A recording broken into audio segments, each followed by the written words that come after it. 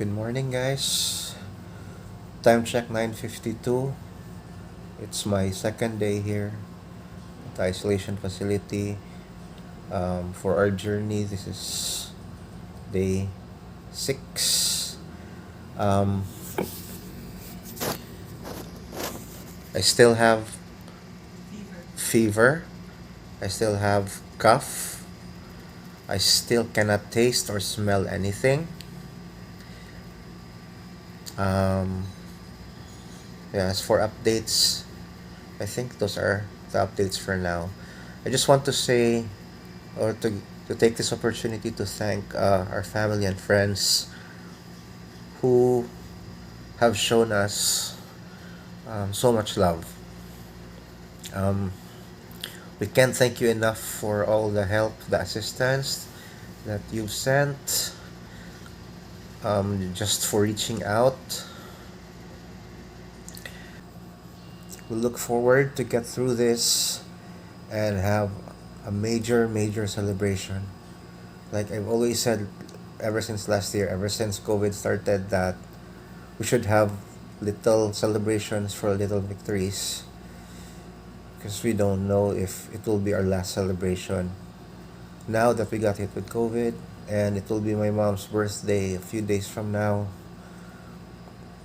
a big celebration is bound to happen when everything is okay. So we look forward to that. Again, family and friends, uncles, aunties, titas, cousin, um, friends, thank you for all your help because we need all the help that we can get. Time check 3:47 p.m. No big updates. Still have cough, on and off fever. Still can't taste or smell anything. Um, Update with my wife. She can she has her sense of taste and smell. Um, she doesn't have fever, but she still has cough. Uh, Again, thank you to those who offered assistance, prayers, and well wishes to our family and friends. This will be my last update for today since there's no major updates so far.